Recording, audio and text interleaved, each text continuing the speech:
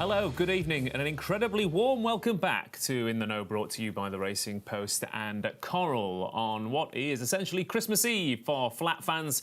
5 days of red-hot Royal Ascot action to come, and we're here every evening this week to get you previewed and up to speed with what's going to be happening at the track this week. As ever, it's going to be an absolute blinding contest, left, right and centre. We'll be seeing whether Baid can add a Royal Ascot win to his CV. We'll be finding out whether the Global Raiders can come over and take some sprint glory. We'll be testing the Giddies form, and that's just in the first 4 races tomorrow. We'll also be finding out if Stradivarius can get his Gold Cup back. How good is Bay Bridge? Will Inspiral take up that meet up with homeless songs as well? And plenty more questions will be answered as the week goes on. Of course, we've got plenty of very good 2-year-old races potentially as well.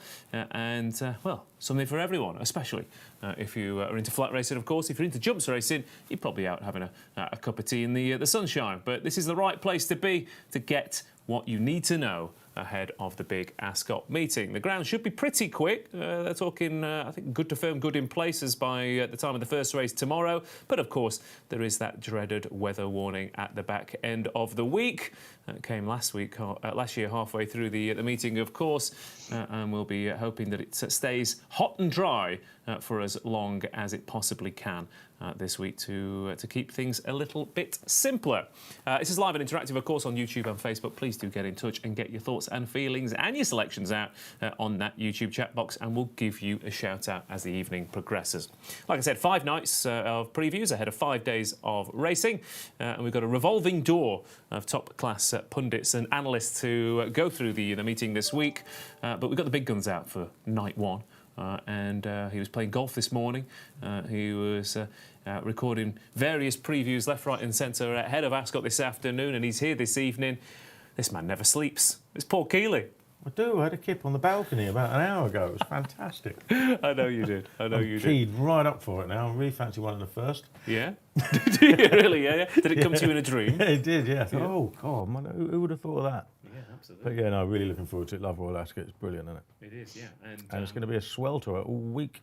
Yeah, gradually getting hotter and hotter and hotter before the rain explodes onto the track by the end of the week. Yeah, absolutely, yeah. So might have some keen on runners later in the week because of the ground, I suppose. But other than that, it's great to see proper top-class flat racing taking place on what we'd call top-class flat racing ground, wouldn't it? Yeah, exactly. Yeah, good to firm, good in places for the entire week would be absolutely spot on. Of course, exactly. If you do get towards 25, 26, 27 degrees, it's going to be a pretty tough job for the guys in charge of keeping that safe. They're going to have to sling some water on every night, aren't they? You would have thought that's without a shadow of a doubt what's going to happen. Yeah.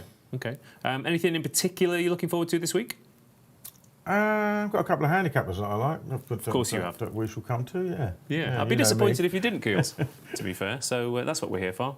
Paul's been going through the handicaps with a fine-tooth comb.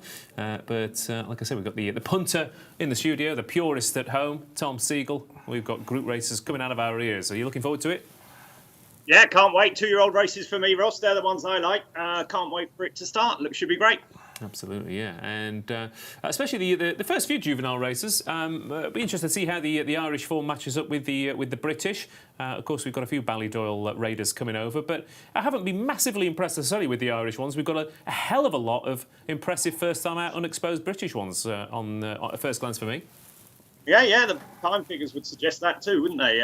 The Irish time figures aren't brilliant at the moment. I mean, obviously, they haven't had the chance to run it. If you can't, if you're running in slow pace, you can't do good times. So they could all step up massively. It's a bit like, any of these 2-year-old races. The horses are going to make massive improvement for the change to Ascot, the change to faster ground, the change to a strongly run race. So, yeah, I love those races. I think they're my favourite races of the whole meeting, those 2-year-old races. Yeah, it'll be interesting to see how, well, we got Blackbeard, haven't we? We're interested to see how he measures up against the Brits. Yeah, interesting to see which one beats you on the other side as well as your choice comes careering down the rail. But if we're excited, one man who's excited every time there's a decent race meeting on, never mind Royal Ascot, is Simon Clare. Simon, you must be chomping at the bit.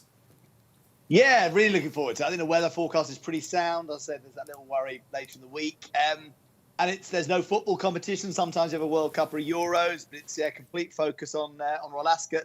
And I think that's all, you touched, Paul and Tom, on all the different aspects of this week, which are exciting. But I think the international challenge, the 2 Australian sprinters coming over, Wesley Ward, there's a Czech horse. We've got loads of really fascinating contenders thrown into mix, a Japanese horse and the Prince of Wales. And Irad Ortiz Jr., I think, is my favourite American jockey. He's got a brilliant Breeders' Cup record. He rides big price horses into places as well as big race winners. And it'll be really interesting to see him taking all the Wesley Ward rides this week and seeing how he gets on. Because it's a very different test for an American jockey to come over and ride on the turf at Royal Ascot. But I'll be backing him to land a winner or two somewhere on the way.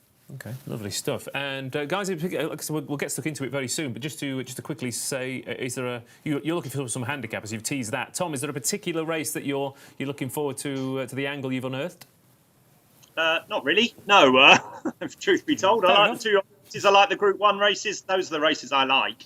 I mean, in punting terms, Keels is right. You get your best chances in the handicaps by 100 million miles. So those are the races that, from a tipping and punting's perspective, I'm looking forward to. But in terms of quality, definitely the 2-year-old races for me. Okay. And in terms of a bookie's perspective, Simon, is there anything that could ruin your entire week? Well, look, I mean, anything's possible. Lots of favourites winning are always bad news for the bookies. But no, I mean, you look at the depth now, 7 races a day, more handicaps than ever before with the way they've added on those extra races. It's great fun for punters, and there's so many different sorts of puzzles to try and solve. But from a bookmaking point of view, you've got to believe you're going to get some fair results along the way. And obviously, loads of great Group 1 action. I mean, the horse probably I'm most excited to see is this Bay Bridge, who won the Brigadier General, which we sponsored a few weeks ago at Sandown. He looked a monster that day. Prince of Wales is a good Prince of Wales. I mean, a lot of people calling small fields failed races. Well, the Prince of Wales only has 5 runners, but that ain't a failed race. It's a cracking race. And I'm hoping that Baybridge might win and may still consider going on for the Coral Eclipse in a couple of weeks' time. But we'll see.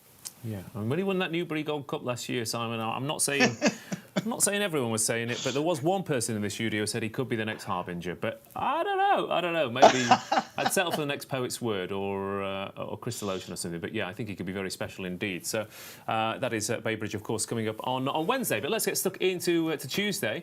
Sir Michael Stout might have a few monsters to unleash. William Hagger certainly has throughout the week as well. And he's already unleashed Baid in the mile division, and he's 1-5 to get that Royal Ascot win on the board and get just as many Group 1s as he does vowels in his name. He's 1-5 to beat Real World again, who's 13-2, Order of Australia 14, Chindit 22s, Lights on 28, Sebuska 33s, Accidental Agent is 50-1. Often with these kind of races, we spend 10 minutes going around the houses, Keels, to try and find an angle, but with 7 runners and a 1-5 unbeaten favourite, is the one? Yeah, no, not really, no. 5's on shot that deserves to be, a second favourite that deserves to be second favourite. Not enough runners for each way bet in the 3 places, unless Simon's feeling particularly generous, which I don't suppose you are. No. So I don't. Yeah, for me, I don't see an angle in it. I mean, Real World, obviously, he's got no problem with the track at all because he absolutely hacked up in a Hunt Cup last year. But he is, he ought to be second best unless Order of Australia bounces back, but he hasn't won for a while. And that's as much as you can say about it. Baid is head and shoulders above him, I think. Okay. So far, the real question on the table for Baid is he a very good horse, Tom, or is he an all-timer? Is there any more improvement to come, do you think? Yeah, could be plenty more when he goes up in trip, I would imagine. I think he's bred to stay a lot further, isn't he? So maybe at 10 furlongs, he could do sort of a Frankel and move up to the Judd Monty and races like that later on in the season. Yeah, I think not convinced we've seen the best of him. I think he's a lot better than these. So let's just move on. Baid will win this, and he'll win it by miles, I would imagine. Real World, as Keels pointed out, is the only horse that can give him a race, and I don't even see that happening. Okay, yeah. Baid, the only horse to have beaten Real World domestically as well. So it'll be interesting to see what Danny Tudhope does to try and turn those tables around. But Baid at 1-5, he just keeps doing it. Simon, he came to the party a little bit late, but he's making up for lost time. Yeah, he is. Look at Jim Crowley, obviously he's our Coral ambassador, rides Baid, and he's really excited. He's, his quote is, he's the most exciting horse he's ever ridden. And I think he's expecting, a huge performance tomorrow. And what's interesting, he's actually shortening in the betting. I think it's a fascinating thing. There aren't many people who want to play at 1-5. It's actually now 2-11 with us.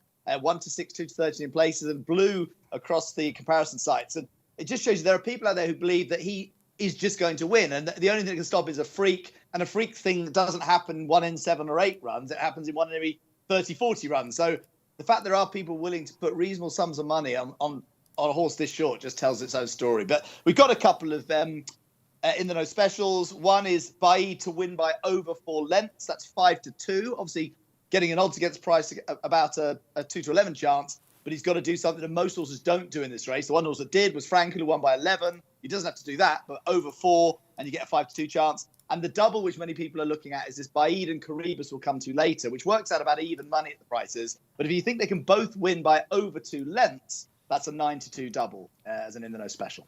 Okay, thank you very much, Simon. A few potential angles into the opener. We must say hello to everyone at home as well, of course. A few people just telling us to move on. Baid wins this, but fair enough. And Devo says, obviously sounds silly here, but when does Baid become a lay? Well, that's the question, Devo. Maybe when he steps up in trip, and he could go to Sandown, couldn't he, potentially, Baid? So be interested to see what he makes of it when he goes up in trip. But Off World says Real World is a very good horse. Good evening to you, Conor McGregor. Conor Crossland, not Conor McGregor. Sorry, very different. He might be tuning in, you never know. A few comments about the shirt. Simon Wall, I am going on a date after this, yeah. I'm going on a date with the declarations for Wednesday.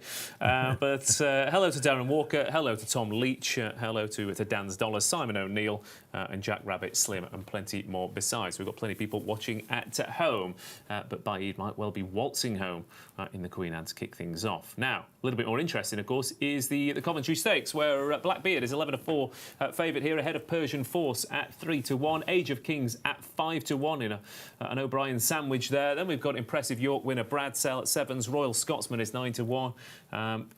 Not sure Sir Busker's running in the Coventry, but Scholarship certainly is at 16 to 1, 22 to 1 Rousing Encore, and it is bigger prices the rest. If you do notice a few glitches in the matrix, by the way, our producers have been working very hard to input all the runners manually after the graphics didn't work earlier on. So be kind to them, that's for sure. But Blackbeard, 11 to 4 favourite here for the Coventry Stakes. You said you were looking forward to the 2-year-old races the most, Tom. And I was going through this, and ever since the Brocklesby, I thought, well, it's going to take a good one to beat Persian Force, and I think I'm still of that opinion. But clearly, Aidan O'Brien thinks he's got a couple. We've got another potential mum's tipple in the shape of Brad Sell, who bolted up by half the track at York, and a few other very impressive winners as well. Are you with the British or the Irish for the opening juvenile? Well, I have to be with the British because of the prices, basically. Blackbeard was impressive in the Marble Hill, no doubt about that. But he got the run of the race. They went very, very slow. I mean, they were nearly 3 seconds slower than the sprint on the card, which tells you all you need to know about what happened during the race. He just sort of dawdled off in front and then quickened when he wanted, and when that will be nothing like the race he faces tomorrow, when there'll be loads of pace on. Now he might be better. He might be better off a strong pace. We don't know that, but he's 11 to 4 on the basis of what he did in that silly race at the Curragh last time. Consequently, got to take him on. I'm with you. I'm not with you, but I thought Persian Force was the obvious one when Noble Style was pulled out. I thought Noble Style was by far the best 2-year-old I'd seen this year, but he couldn't make it. Persian Force looked great in the Brocklesby.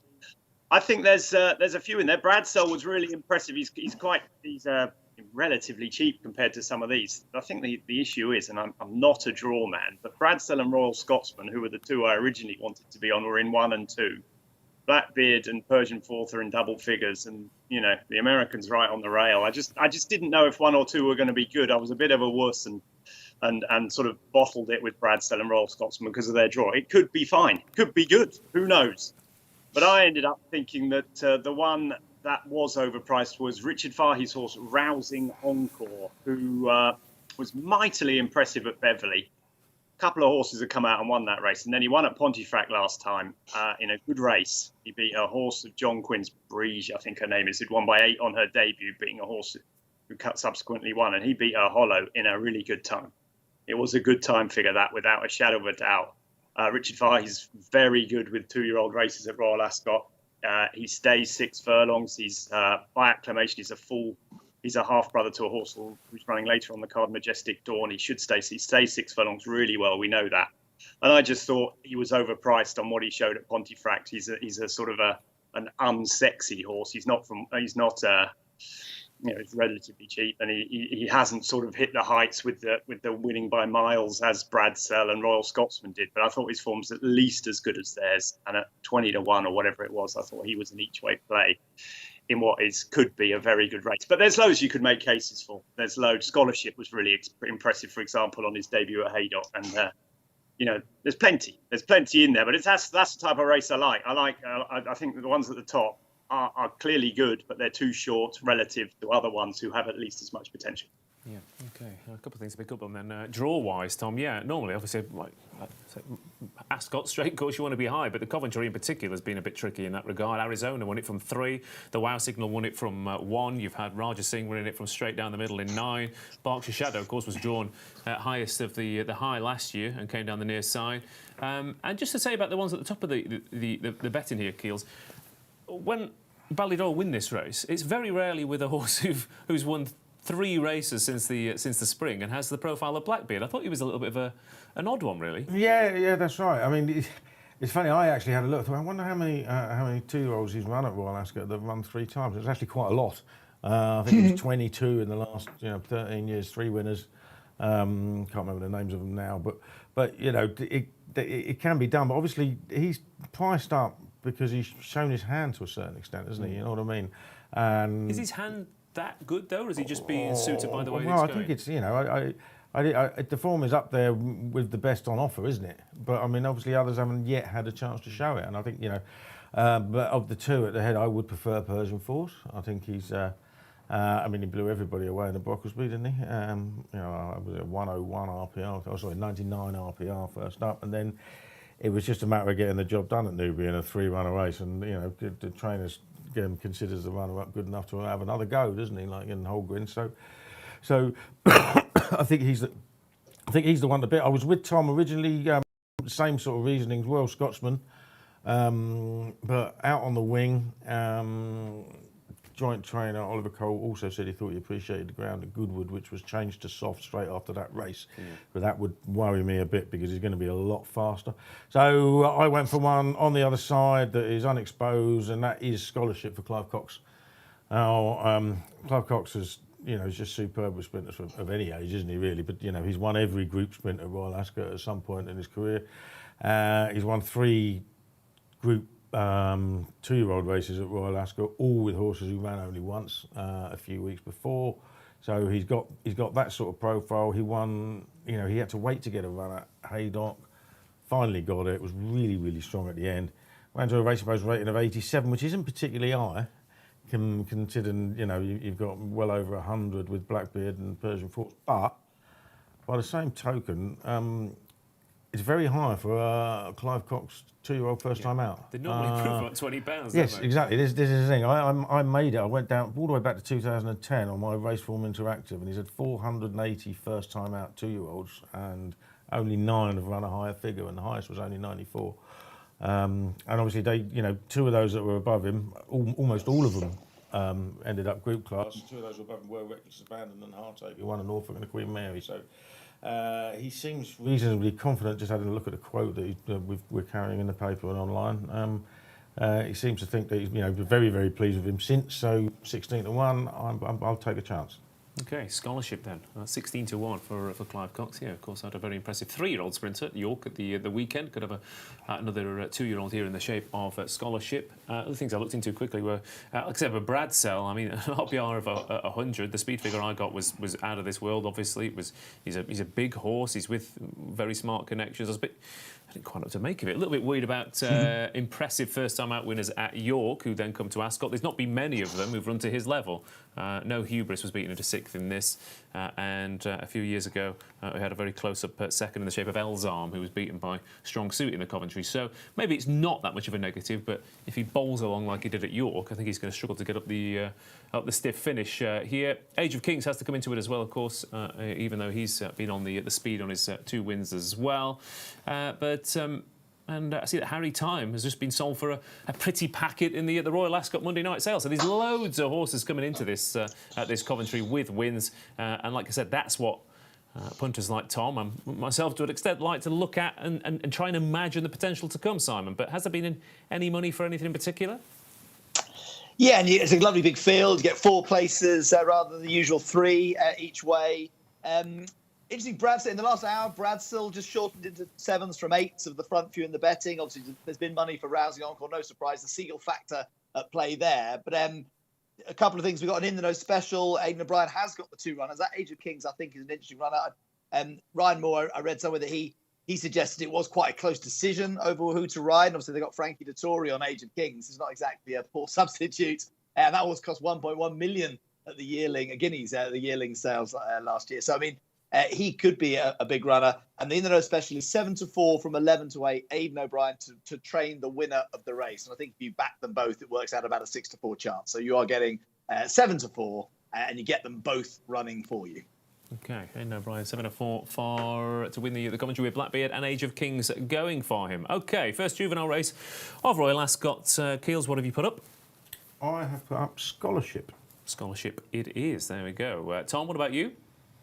Rousing Encore for me. Okay, Rousing Encore it is. Simon? Royal Scotsman, was impressed by him at Goodwood. Jim Crowley rides him. A little bit worried about the stable form, actually, but I'll probably stick with him. And I just thought, given there was a 150-1 winner of this race, and there have been a couple of big price winners in recent years, Holguin was second to Persian Force, who's a massive price, and Andrew Balding won the race last year. And he again, I've read a quote from him suggesting he thinks his horse was inconvenienced when beaten by Persian Force and set the race up for him. So at a big price, just chance my arm on him. Yeah, I could certainly see that, and that debut win's working out well. And I will go with Persian Force. Like I said, I think the drawer is right. I think everything will go nicely for him. And Ammo Racing, the owners obviously have plenty of bullets to fire this week, don't they? So that's the Coventry done then. Let's go on to the proper speedsters here. 5 furlongs for the King's Stand Group 1 contest. Of course, they went off like a scalded cat in last year's event and set it up for the closers, and it looks like there's going to be some speed as well, doesn't there, this year? Nature Strip 2-1, Golden Pal 100-30, Twilight Calls is 7s, Man of Promise 11-1, Mooneyista is 11-1 as well, King's Lynn 14-1, Existent 25s with Cardem at 25s, and then it is bigger prices the rest, 18 of them lining up here for this King's Stand Stakes. And yeah, I think they covered those first couple of furlongs at the speed of light in last year's King's Stand, Keels. And on the paper, it looks like we've got a ton of pace early on as well. So is there anything that might well weave a passage through to win a Group 1 contest? Well, this is one of these that we don't know, do we? I mean, we've had a look at Golden Pal twice. He got beaten, possibly the worst Norfolk that's ever been run. He's only just beat then. But then he went miles too fast at York. And if you can go too fast at York and not hang on, then you're not going to be doing it at Royal Ascot, are you? I mean, it all depends on how they're ridden. If you look at official figures, then Nature Strip beats Golden Pal and Fresh Air is third, isn't it? You know what I mean? Ours aren't great. But by the same token, they've still got to do it. Nature Strip's a 7-year-old who's never been outside Australia, so who knows? Like, I back 2 Anti-Post, I back Twilight Calls, and I back King Lynn. I'm not particularly confident anymore because of the draw, because the 2 big guns are drawn high, and Twilight Calls is in 6, King's Lynn is in 2. There is some pace to follow with Winter Power, but if she runs like she did at York, she'll cut out a long way before the big guns do. Which worries me a little. So you've got Cardem potentially as well in 4. He went off it's at not Newmarket. it's still not the quality pace that you want, I don't think. But we'll have to wait and see. I'd actually back Man of Promise for the Platinum Jubilee. So I'm sort of hoping he does a blue point and runs in both at the very least. He's got a shout. I was just a quick look at him because I thought, he's never won over 5, but I actually went back and looked at this, and the record of horses who've never won over 5 is fantastic in this. You've got your Equianos, Blue Points, Oxsteads. You know, it's one of those, isn't it? That's a stiff track, Ascot. I mean, if you have a look at the big sprints, the handicaps and all that, Wokenham horses invariably have some sort of 7 furlong form. If they never have one, they've run really well at it. Obviously, Creative Force won the champion sprint last year, haven't won the Jersey. Like, you know what I mean, dropping down the trip for the 6 furlongs, and it's, you know, it does take a lot to get in. And if they go really hard and fall in a hole, he looked really, really good 2 starts ago when he won on, was it Super Saturday in Dubai, didn't he? And then he got chinned by the horse he beat, A Case of You. So you know, he obviously didn't run his race that day. Like I said, I've backed Twilight Calls, I've backed Kings Lynn. I'm going to let them run and not get involved. I would, if one of the two really, really blows out, I think it would be Golden Pal.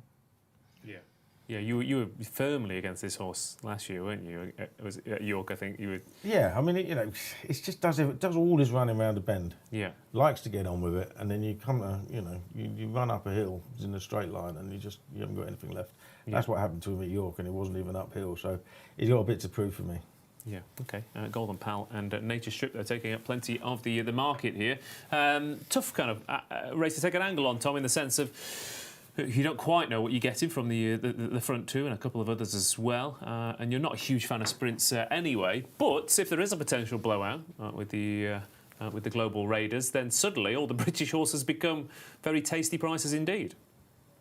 Irish horses, for me. I like the Irish ones. I thought Mooney Esther has a great chance. I just think the race is perfect for her. She obviously gets a bit of weight being a mare. She's crying out for a strongly run 5 furlongs. If you look back to the Commonwealth Cup last year, she was cantering over 6 furlongs. She looked like she was certain to play a part in that. She was drawn 1. 5 of the first 6 home were in the highest stalls. She had no chance where she was. She was first home on her side. She's got Ascot form. She was really impressive. I thought last time, despite getting beat, she should have probably got it in the stewards, to be perfectly honest. But she doesn't really stay 6 furlongs. A flat-out 5 on good ground is what she wants. I think the race is going to set up perfectly for her. I just don't know whether those ones will come back. They might not. I mean, Nature Strip, I think, it's as Gil's pointed out, much more solid than Golden Pal. But Golden Pal's going to go off really fast. Twilight Calls is an interesting one until your man next to you sort of ruined the price for everyone, because 7-1 now is plenty short enough for me. Yeah. Because he's got £10 to find at least on official ratings. At 16-1, he's a bet. He's a bit, Henry Candy has previous. I think Music Master placed in the Jubilee off a sort of £6 lower mark. This is. I think he's quite short now, considering he didn't win last time, did he? He should have probably won the Avenant, but he didn't. He's backed in every. He's just backed every single time he runs, though, isn't he? He looks good, doesn't he? He looks good. There's something about it that makes you think he's going to win a good race, and he probably will. But I'm not sure I want to back him against some of the fastest horses in the world at 7-1. Man of Promises has got a bit about him, but I think it's asking a lot for him to win this. I thought the other one, the completely bonkers one at a massive price, was the one drawn right on the rail, Existent. At, I think he's 33-1, 25-1. There he is. Very well bred horse. Used to be trained by John Gosden, who was running him over 7 furlongs and a mile and stuff. 5 furlongs is his trip. He just looks like one of those all-weather horses that is going to relish Ascot. He's going to sit out the back. All his best all-weather form is when he sits out the back off a strong pace, and he's going to finish. He ran very well in the Avenant, as I say. I know that form is a long way off what will be required here, but he just looks like an Ascot horse to me that might be finishing off his race well. So those were my 2. I thought it was quite a nice race. I mean, as you say, I'm not a sprint guy. You can tell by my physique that I've never been very fast at anything. Mooney Esther and Existent, I thought were pretty decent bets against the front 2, because there is potential blowout. And the other one, Twilight Calls, that I liked, is drawn away from them. So I thought there was a chance that Mooney Esther and Existent could run well at big prices. Okay, yeah, I tend to agree. But yeah, Mooney Esther in particular, I mean, everything that could have gone wrong this season has gone wrong for Mooney Esther, hasn't it? And like you said, that Commonwealth Cup, everything that was drawn low. Sueza won next time, didn't it? Law of Indices went to France and won a Group 1. And she travels so strong. Yeah, stiff 5, drawn high. It almost looks too obvious to imagine how she's going to come into the race, Tom. It's almost setting up for heartache. Yeah, that's what Colin Keane's on, which is good news, isn't it? He's one of my favourites. He's on, so he'll do it. But as I say, it's a bit different from taking on, Campanelle and the Dragon Symbol to taking on Nature Strip and Golden Pal. They are, whatever we think about them, absolutely superb sprinters who can run extremely fast. Whether she can, I don't know, but the race should set up for her, and I think she'll run really well. Yeah, the question is whether running extremely fast is what wins races at Ascot, isn't it? I guess. Nature Strip 2-1 Existent. There has been a bit of money for him. Shades of Gold Dream and Prohibit for similar collections a few years ago, of course. But yeah, fascinating race this, Simon. You love a bit of international racing, and you've got some angles coming in with the front 2 here. Is anything that tickled your fancy? Well, I think the first thing to say is there's only been one winning favourite in 10 years, which is interesting, and there's been quite a few short price favourites in that time. Batash, obviously, I think may have started favourite at least once. So that is a positive from a bookmaking point of view, and also for punters looking to take on maybe the front two. 4 places instead of 3, so encouragement, but in each way bet against the big 2. But for me, I'm really excited about seeing Nature Strip and Golden Pal because they are slightly different horses. You talked about that 6 furlong form in this race, and that's what Nature Strip is all about. He's got loads of top class 6 furlong form. The Australians won this 4 times in 7 years back, over 10 years ago. I think Scenic Blast was their last winner in 2009. They won it with Miss Andretti, Takeover Target Choisir when they had a real rich vein of form with their top sprinters. And I'm hoping he'll win. I think he's the stronger horse. Golden Pal, this will be a huge test for Brierley Ortiz Jr. Try and harness that speed and last it home, which is never easy in the King's Stand. And so for that reason, I'd be back in Nature Strip. Golden Pal, very easy to back, out to 130. I think 72 in places. You can see him keep on drifting. And that sort of encourages people maybe to take a decent each way price. And Muniesta, no surprise, as say Tom's put him up there, it has been quite well backed each way, and he's into 11s.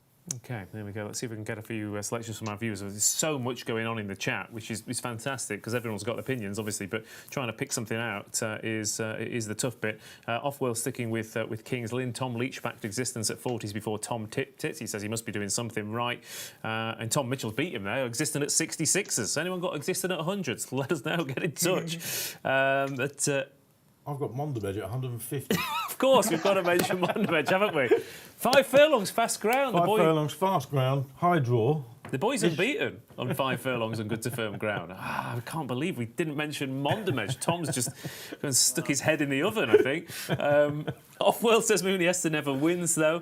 Fair enough, I guess. Rob Ferber, Golden Pal value at 72 or bigger. And Kings Lynn and Man of Promise for JL. So Kings Lynn for Cy Tyson as well. That's the King's Stand then. Nature Strip at 2-1, the market leader. But we've all got some very strong opinions. You got a price boost here, Simon? Yes, actually we do have a price boost. Golden Pal is 4-1. So we've gone even bigger than the market, 4-1. I think it's the next couple of hours from memory, if the traders told me right. That's the price. After which you'd be 9-2. The way he's going. Yeah. I know. We didn't know that when we did. We initially said we were going to go 100 to 30 from 11 to 4, and then the market took a great big walk, so I had to get an update on the special. Yeah, that's it. The one horse that all of us have agreed will go off too fast and not get home. You can get 4-1 about him. Yeah, but there'll be people watching thinking we're all wrong. That's the best thing. That is true. And, it's highly likely we all are. Nature Strip, 2-1 favourite. Then King's Stand bet, Paul? I backed Twilight Calls and Kings Lynn anti-post. I've had no further interest. Apart from Monderbedge, of course. Yeah, of course, yeah. It's got to be a bit of Monderbedge. Okay, I'll go with Muniesta as well to come there swinging and probably get swamped. Tom? Yeah, Muniesta for me, and with a little bit on existent. Okay, and Simon? I'm going to go for Nature Strip, an Australian winner. Okay, lovely stuff. More Group 1 action then coming up at 4:20 tomorrow. The St James's Palace, of course, where we get to test that Guineas form with a horse who isn't unbeaten, but quite clearly should have been. And obviously, its form has been franked in the Irish Guineas, but plenty of people lining up in their droves to say that Guineas form is no good anymore and that something will come out and beat Caribus. Well, are we all jumping on the bandwagon? Let's find out. 8-11, the favourite. My Prospero is 9-2. Mighty Ulysses has been heavily backed, 8-1. Maljoum is 10-1. Acal 20s, 25. Lusail 28. Light Infantry and 33s bar those. How fickle we are, Tom, because I remember sitting here saying this looks a cracking Guineas, and only a few weeks later, everyone's looking back at it and thinking, did we get a little bit carried away? How are you feeling about it with the dust settled? I never thought it was that good a race on the day, but that doesn't stop Caribus from being a very good horse. I mean, the time figures tell you it wasn't a brilliant Guineas. I think he might have had an advantage where he was drawn. He probably did over Native Trail. But the form hasn't really been tested. Royal Patronage ran out of it, didn't it? And but it's not really... There's no real reason to think it's not good form. I personally think he'll win again. I think the point about it is that before the race, Charlie Appleby was saying, yeah, Native Trail's the one, Caribus is the one that will improve as the season goes on. He'll get a lot better, he'll improve for the run, all that sort of stuff. If he's right, and he does improve for the run, I think he's got a very good chance. The question is, Was he right? I mean, is that as good as he was? Because if that's as good as he was, which is still the best form, let's not beat around the bush. He's not an 8 to 11 shot to beat some of these that could improve up to him.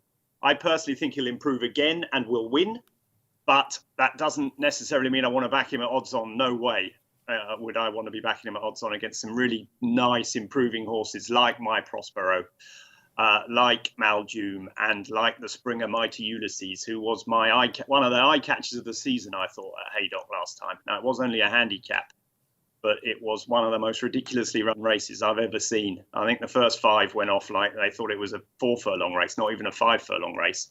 And they set it up for the finishers. Clive Cox's horse came right round the outside, having looked like being tailed off at one stage, and won the race. But Mighty Ulysses travelled really strongly, went for home a long way out, and was still 5 lengths clear off the rest off top weight. I think he's undoubtedly a group horse. I'm not quite convinced yet he can beat Caribus, but I think he can run really well. So while I think Caribus will win, I don't think it'll be easy, because I think My Prospero, who is a really good looking horse that's going to get better and better and better, and Mighty Ulysses are big dangers. I wouldn't throw out Light Infantry either, by the way. If you look at the sectionals for the Guineas, he ran some very fast sectionals in the middle of the race from miles off the pace. He could improve a lot for that Guineas run, and at a massive price, he could run into the frame too. But I don't think it's going to be as easy as people think for Caribus. But when it comes to it, I think he'll probably still win. Okay, Caribus then is 8 to 11 here. Yeah, similar vibes, I guess, a few years ago to the likes of Glen Eagles, who won the Guineas in a sort of similar figure, and then came here and was a short price, but he only had sort of 4 horses to beat, and Caribus has got a hell of a lot of improvers. 2 of them trained by William Haggis, who quite frankly could train us to win a Group 1, I reckon, Keels, if he had enough time. Steady on. He ain't that good. Keels? The seller with Keels? Look, you never know. Yeah, it'll have to be on a downhill track, that's for sure. yeah. Send you to Brighton, perhaps. And as for the rest of them, like you said, Mighty Ulysses, interesting light infantry, and even the likes of Berkshire Shadow and Lucille, who weren't particularly suited by the way the race was run at Newmarket either. So, but Caribus does set that standard. The question is, I mean, he does. I mean, you're not going to back him 8 to 11, obviously. I'm not going to. I don't bet those sort of prices anyway. If I fancy a favourite, I tend to let it run and move on to the next race, sort of thing. But thing with Caribus, there's always a danger when it comes to these group races of trying to be too clever for your own good. But I was just looking at it and thinking, right, if you swapped the draws for Carobus and Native Trail at Newmarket, then Native Trail wins and Carobus isn't anywhere near as short as he is now. Because the Native Trail was in 15 on a weekend when so many winners were coming out of traps 1, 2 and 3 at Newmarket. Carobus was in 1. And I do think Native Trail would have won the Guineas if you swap the draw around. So I'm going to take him on. I have taken him on with Mighty Ulysses. That Haydock run, I think he possibly did go a little bit too soon. He certainly went sooner than the winner. But in the last furlong, the pair of them pulled 5 lengths ahead of Outgate, who hacked up in a 100-grand race at Chester on Saturday.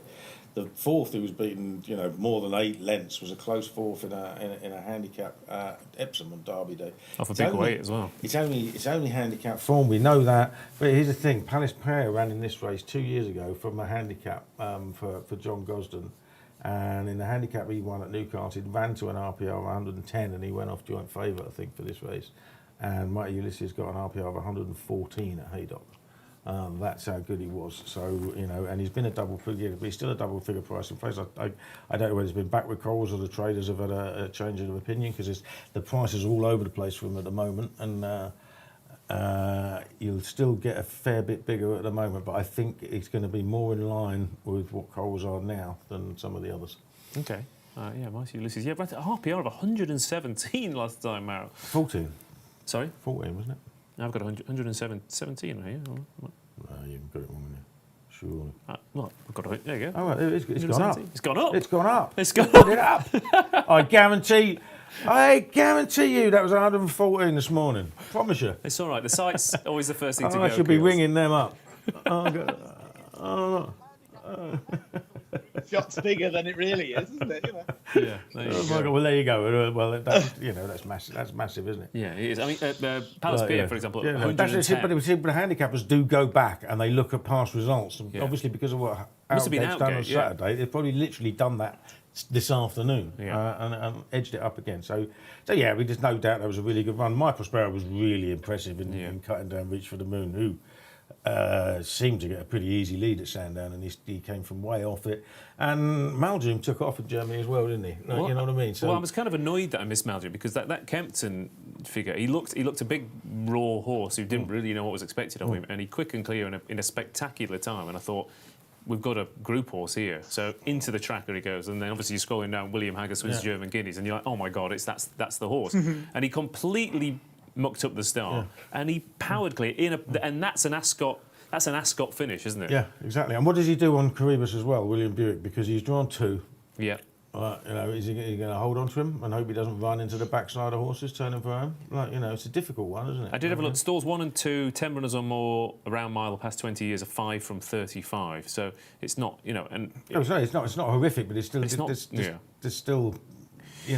There's always potential at Ascot on the round course for something to go wrong anyway. It's another reason that you wouldn't want to get too involved at short prices in biggish fields. Well, last year it was it Mostadaf who was drawn in 1 and got completely stopped in his run and ended up being tailed off last because the door completely shut on him. Circus Maximus won this from 2 a couple of years ago, but he was on the wide outside and kicked on. And Without Parole won it from 1, but again, it wasn't really much of a contest that year, was it? So, yeah, there are questions to answer for Caribus. My Prospero 9-2, Mighty Ulysses 8-1, Maldrum 10-1. The only thing I was slightly concerned about Maldrum, Tom, I can't find a horse who's won this race without having a 2-year-old campaign in God knows how long. But I guess if you can do it with Baid, is that a concern, or was I just I'm looking for things to put me off Maldrum?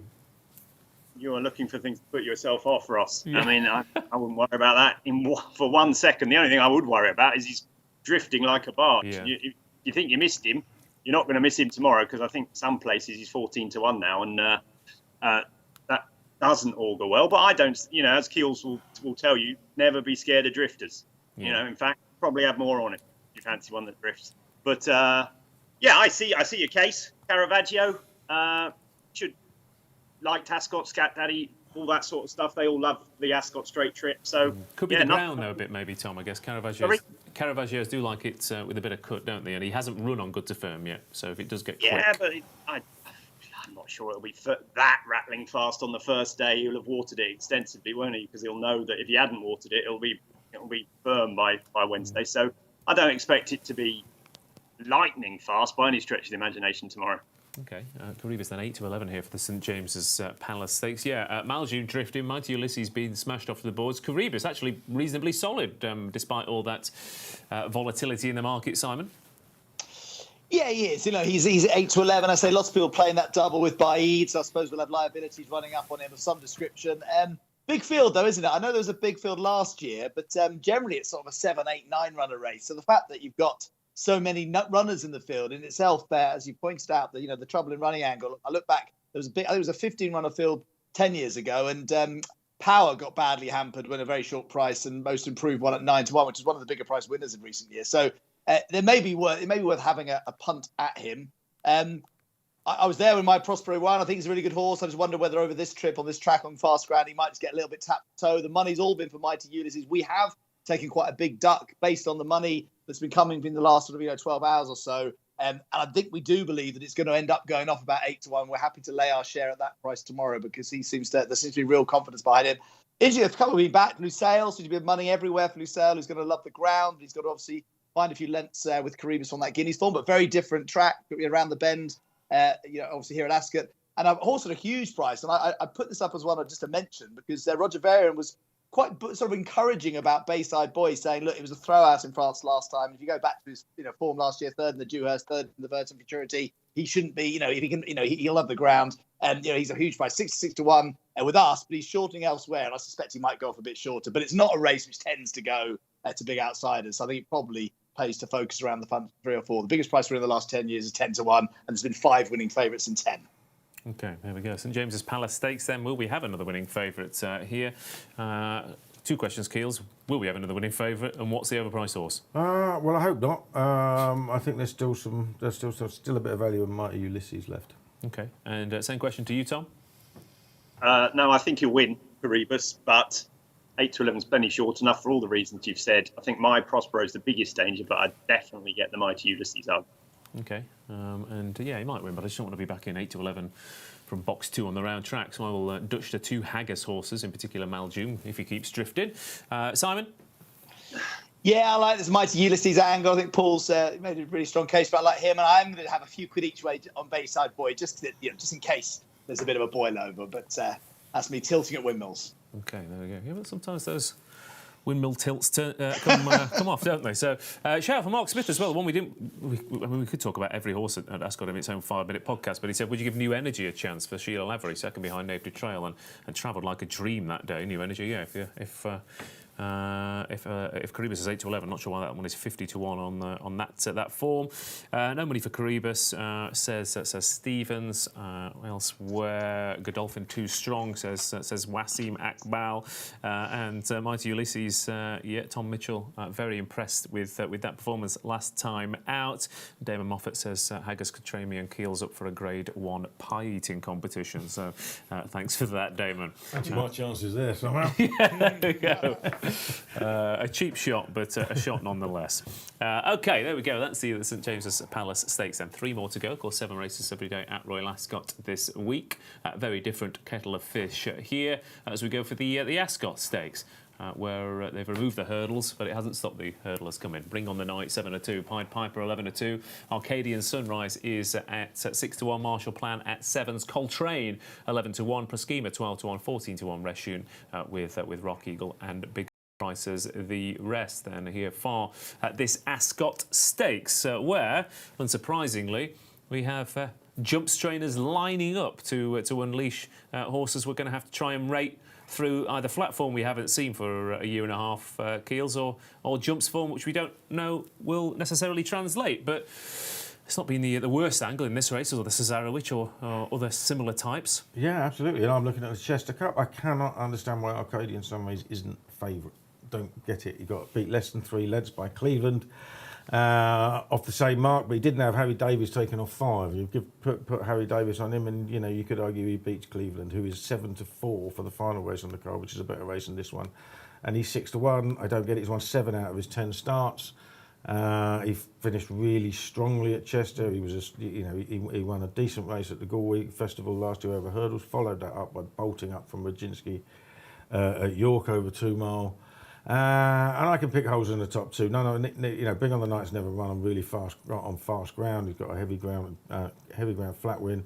And I actually did a preview the other night in which Ruby Walsh was on, and he was tipping Pied Piper not Bring on the Night. But when you look at Pied Piper, his best flat form was on heavy ground, and you look at this is, to all intents and purposes, a hurdle race. He's a 4-year-old. Last winning 4-year-old was 2009, and of course over jumps he'd be getting £5 weight for age and not £1 weight for age, which he gets here. So it's a bit of a brutal race for a 4-year-old. Yeah, it is a hard race. Yeah, I mean the 4-year-olds that have tended to win it in the past have been classy, proper flat handicappers rather than those who've been having long campaigns over jumps as well. So I can't have either of those two, to be honest. And I think Arcadian Sunrise is just a cracking bet at 6 to 1. Okay, yeah, and he's got a proper Ascot finishing style, hasn't he, Arcadian Sunrise. Jamie Spencer off, Harry Davies on, £5 at the claim, making a bit of a name for himself, Harry Davies here, Tom. But it's a Royal Ascot winner is very different, even though he has been in cracking nick. But quite a few horses taking decent chunks out of the market here, and then you get to a lot of unexposed types like your frustrating Marshall Plan, Coltrane for Andrew Balding, and then your old boys like Reshun in here at decent odds as well. Anything catch your eye here for this unique little race? Well, all week I was the same opinion as Keel's Arcadian Sunrise, especially when he was double the price he is now. I admit having a few quid on him earlier in the week. Now I think he's about right. He's about the right price. He's got a very good chance. Wasn't certain Pied Piper was going to stay. Personally, I don't think you can bet in the race without Bring on the Night myself. Willie Munnins could run 450 horses in this race, and he's chosen one.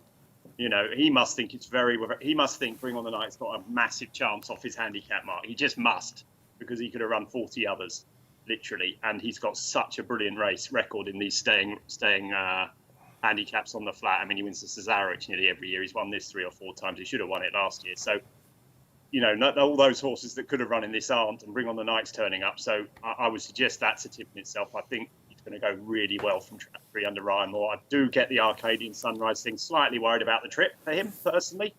Didn't think he was doing that much in the last furlong at Chester, and this is a much stiffer test, 2.5 miles around here, but I could be wrong about that. And there were plenty you could fancy. Rashun, last year's winner off the same mark, he could go well. But if you like him, Rock Eagle, the second one in there, number 2, for Rafe Beckett. He was fit in the Cesarewitch. He is a massive stayer.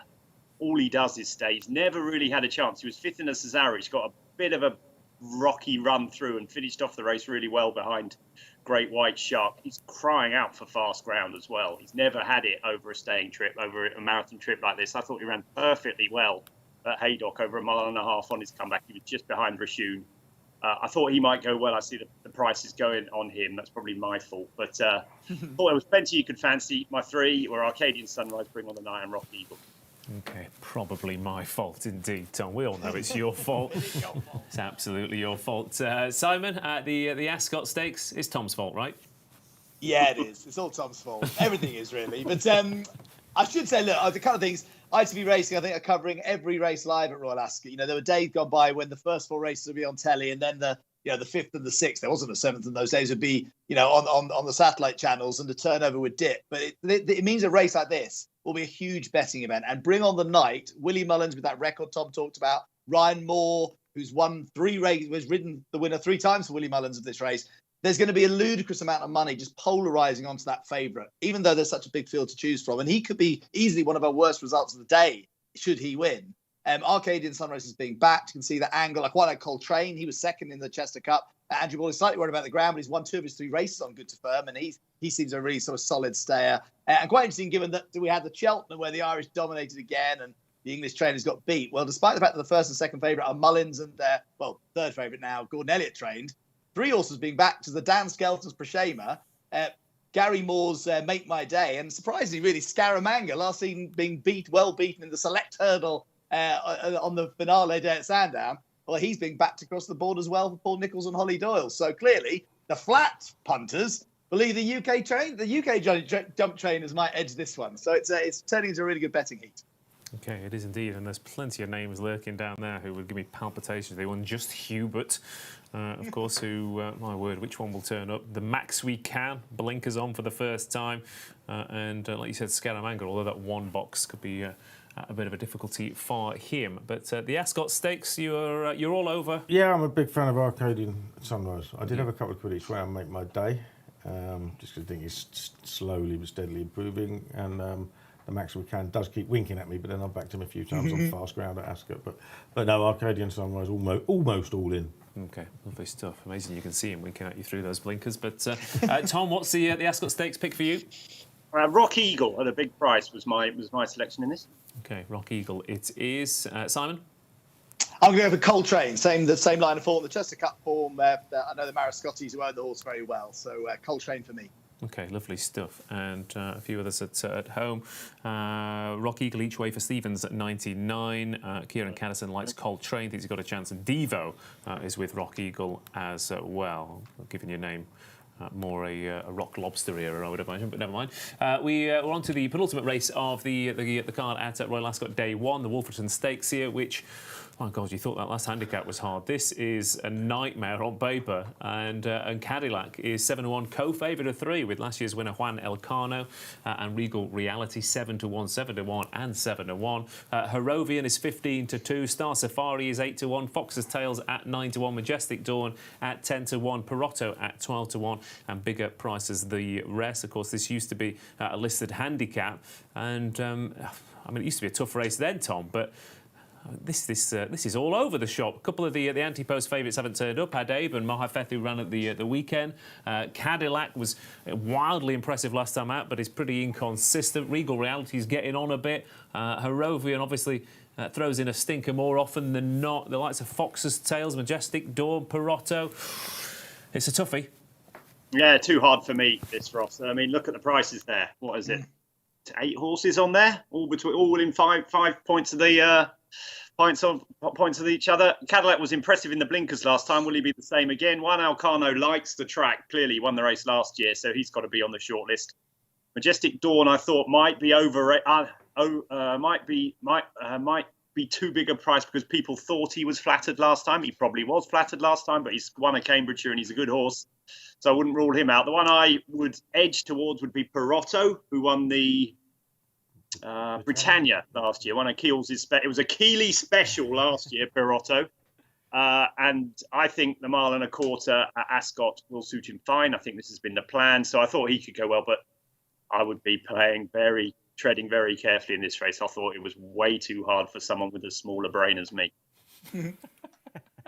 Well, let's turn to a man twice as intelligent to my left. Oh, gone from the Poundland to Poundland. I'm trying to make it up to your Keels, but what's that big brain of yours come up with? Oh God, I tell you what, you've got two big field handicaps on the card, and sandwiched in between, 7-2 favourite and 7-4 favourite. Sandwiched in between them was a 7-1 the field listed race. It is the hardest non-handicap I think I've ever seen in my life. Last race of the play spot as well. You can feel it's going to be a absolutely. I actually did a play spot column every day, and I said you could pick 4 in here and not get one of them in the first 6. Yeah. Let alone the first 3. I have a feeling that New Mandate could run well. Obviously beat Sabuska here earlier in the season. Things, he probably got outclassed and in the lock-ins last time. But if he comes back to that sort of form, that was the second one after a long break as well. He could just have bounced there. He could bounce back a little bit. I liked Safari Star a little bit. We run well in Dubai. And West End Charmer, I thought was probably given a little bit too much to do and shaped really well after a long break. But it's a guess. There's 3. If you've got a really strong opinion in this, I think you're absolutely mad. Fair, absolutely. And you don't have to bet in every single race, especially if you look at it for 20 minutes and you think you're going insane, as I did earlier on. The initial one, it was when Cadillac won last time out. I thought, oh, here we go. This could be the Cadillac that we saw as a 2-year-old potentially. But then you think first time blinkers, drawn in 3 on the round track as well, and. I said he is a bit in and out. He's the one horse who I think could improve again and actually be class. Yeah, he's just not renowned for backing up. What did he go for? 400 grand or something? Did you say? Yes, I think it was. Yeah. Imagine paying 400 grand for a horse that's got a 12.5% chance of winning the next day. Yeah. And it's only a listed race. Yeah, it's only a listed race, isn't it? What's going on? Yeah, I don't know how much a Group 1 horse would cost, but it'd be a fair old packet. Juan Elcano then 7-1. This seems to have been a bit of move. It's quite a bit of money for Regal Reality on paper. I'm not sure he was such a big price before. He's 7 years old, of course, and he's been around the block once or twice. He used to go fairly well fresh, didn't he? I think I remember top of my head, and on fast ground, so... That's a good question, yeah. I don't know, I'll have a look. I'll try and find out for you. Actually, you don't, because you might say no and it make me look silly, so just leave it at that. He was third in this off a break back in 2020 off his first start of the season. There you go, that'll do, yes. So there you go, so yes. But yeah, like I said, I did get to the point where with this race, I kind of half fancied Cadillac. I did think Perotto is quite interesting. Marcus Rugoning's had a couple of winners. He's run well fresh, and his one run at this trip was at Goodwood where he went down the inside rail, which was not going to suit anybody. But yeah, they say tough as teak about a horse with a good iron constitution, Simon. I think I'd use it for the Wolferton Stakes here. This looks a toughie. Maybe you're going to surprise us. Maybe you've got a strong opinion.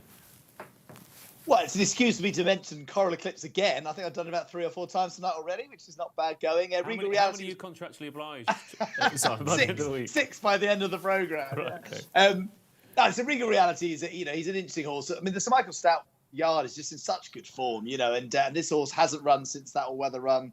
The back end of last year, which is a really good run when he finished second that day. Ryan Moore in the plate. He's 7 years old, so getting on a bit, but still in training and on form. On his form, he's going to have a good chance in this. But I say you sort of feel maybe it's not expecting too much for him to win. Jim Crowley rides Majestic Dawn. He rode a brilliant race last time out when he won well. Obviously, he's gone up. He's now rated one. Well, he's not a handicap obviously, but he's on ratings. He's one of the better horses in the field. But the yard form's a little bit of a concern in that. And actually, funny enough, just looking at Perotto and his, Marcus Dragoni, again, his stable form is really good. I'm almost looking for the trainers most likely to win this race rather than the horses. So I thought, given Tom's reference to Perotto's Britannia win last year, going up in trip if he stays, maybe he's a bit of value. But you're right, cool, don't have to have a bet. But it's quite fun searching for one, isn't it? It is, and then going. It's a long week, so so best of luck. You might be winning by this stage, and it's worth a throw at something, isn't it?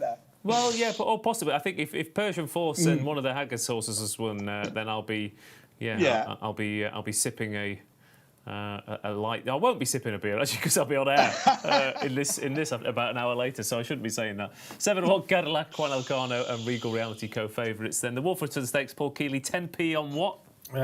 New mandate, because it's the biggest price of the ones I mentioned. There you go. Yeah. Tom Segal, change down the back of your sofa on what? Perotto for me. Okay, there we go. And I'll have 10p on Perotto as well. Simon? Yeah, Regal Reality for me. Perotto's drifting the betting. You always sort of feel you wouldn't mind seeing a little bit of money for it, given it's first time out. But Perotto as well. And should mention, actually, I didn't even mention what's been backed. For those who want to maybe see what the market's speaking in favour of Aristia, the Richard Hannon horse, the filly. She's been quite well backed. And Certain Lad, Mick Channon's horse with Holly Doyle in the plate. They've both been nibbled at in the market in the last hour or two. Okay, there we go. Last race of the day on day one then is the Copper Horse Stakes. Fresh to Royal Ascot a couple of seasons ago. And a very, very short price favourite indeed in the shape of Cleveland, 7-4. Stowell is 5-1. Juan de Montalban is 6-1. Okita Sushi is 8-1. Bandinelli 9-1. Get Shirty at 12s. Not So Sleepy 16s with Pitta Pinta and bigger prices the rest. The last race on the card, Paul Kealy. The favourite here in a handicap of mark of 103. Bred to be a Group 1 horse, really, practically, off out of the dam side. But Ryan Moore was on fire that week at Chester, wasn't he? And can he do it again? He was absolutely on fire, but the horse didn't half pick up well, didn't he? And he probably won with a little bit more in hand than it looked like, and he may well be a Group horse. And, he's obviously got Group 1 entries for the future. So, yes, he's very much the one to beat. Do you want to go smashing in at 7-4 and a 16-runner handicap? Not me.